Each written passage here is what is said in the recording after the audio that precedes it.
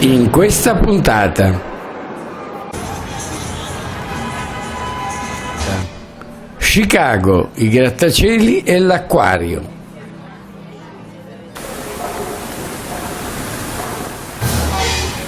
Il Millennium Park e il museo di Al Capone.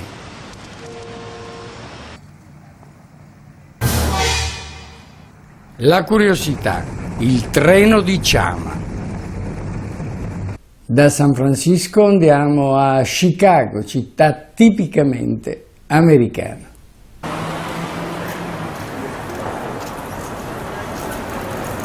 Chicago è la terza città degli Stati Uniti dopo New York e Los Angeles.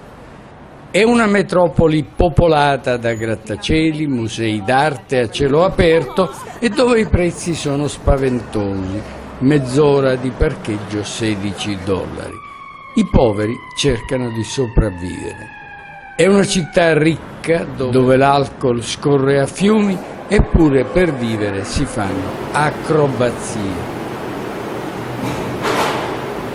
Le auto posteggiano a migliaia sui grattacieli e le scarpe si puliscono sulle ginocchia. La metropolitana vola in alto e si viaggia a più di 10 metri dal suolo. La chiamano confidenzialmente L, Elevated. D'inverno la temperatura scende ad oltre 40 gradi sotto zero e le rotaie si ghiacciano. Così gli addetti accendono dei fuochi per riscaldarli. Lo Shedd Aquarium è molto visitato da turisti e studenti. È una delle attrazioni della città. È tra i più grandi del mondo e ospita oltre 25.000 pesci, tra cui alcuni molto rari. Al Millennium Park The Bean, cioè il fagiolo, è l'opera di Anish Kapoor su cui si riflettono i grattacieli. È d'acciaio e pesa 110 tonnellate. Le Crown Fountain sono 2 fontane di John Pinza in cui vengono proiettate le immagini.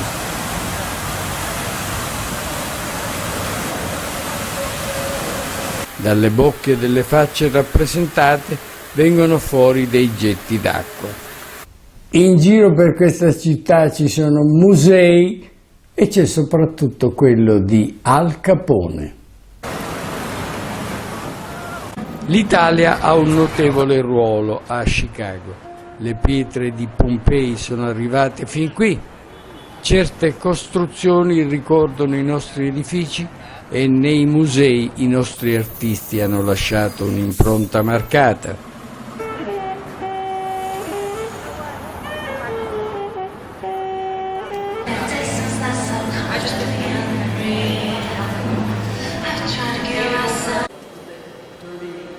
E saltano fuori i nomi di Galileo e di Tasso nelle pareti e nelle volte.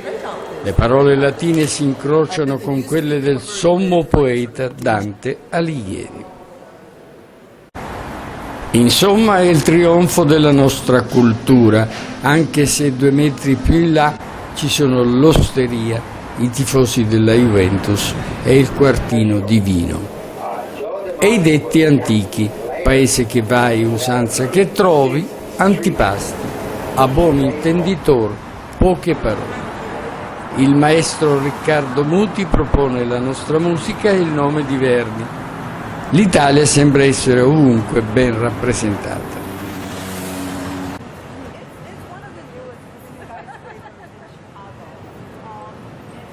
Ma fra i grattacieli di Chicago c'è anche il suono dell'Africa con le sue percussioni, il rumore liquido delle fontane e la torre dell'acqua che non salvò la città durante l'incendio del 1871 ed è ancora là a testimonianza dell'infausto evento. È rimasta il simbolo della città. È in pieno Magnificent Mile, il magnifico miglio, dove sono concentrati i negozi più belli e più strani. Insomma, è il centro di Chicago. Gli abitanti di Chicago se ne vergognavano un po'.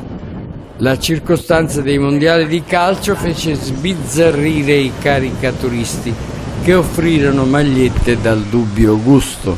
Spara e segna, Capone Cup, mentre gli oggetti più preziosi del museo stavano a testimoniare di un'epoca indimenticabile in cui ci fu la strage di San Valentino e venne soppressa l'era del proibizionismo. La storia di Al Capone allacciava tutti all'inizio del mondiale e lo facevano anche gli improvvisati capostazione. La locomotiva del mondiale è giunta al capolinea. Domani a Los Angeles, mezzogiorno di fuoco. Per la curiosità siamo andati a Chama, nel New Mexico, dove abbiamo preso un treno antico, un treno del tutto particolare. A proposito di treni, una volta a Chama, nel Nuovo Messico, facemmo un viaggio indimenticabile su un treno d'altri tempi, dei tempi dei cowboys.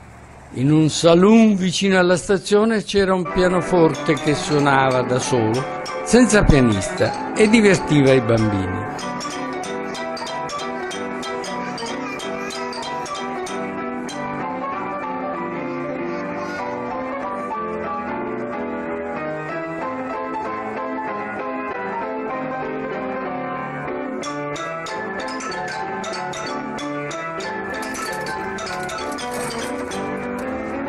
Dopo un po' di messiscene ad uso e consumo dei turisti, la Scenic Line si metteva in moto.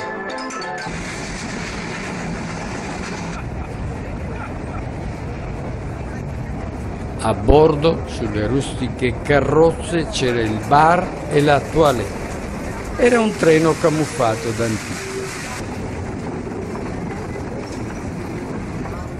Dopo alcune remote stazioni, alcuni incontri con delle locomotive e l'attraversamento di fiumi, tornammo a Chama. 2 ore di emozioni d'altri tempi.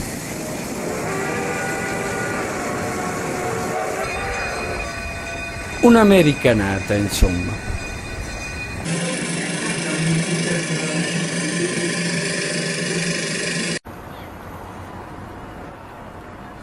La Polonia, terra d'arte e di cultura, ha anche una notevole tradizione culinaria. Proprio le vecchie ricette, le ricette della nonna, hanno ispirato il concorso gastronomico Poloniam. Basta realizzare le ricette proposte per vincere un viaggio di 5 giorni in Polonia. Il concorso si ispira a 3 leccornie che fanno parte della tradizione culinaria di altrettante città polacche.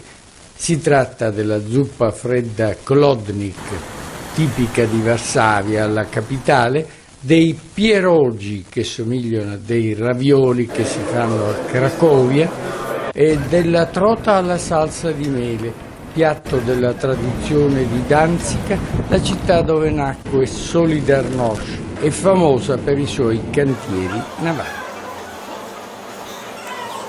Nell'approfondimento vedremo altre cose di Chicago, una città che non finisce mai di sorprendere. Per adesso, arrivederci.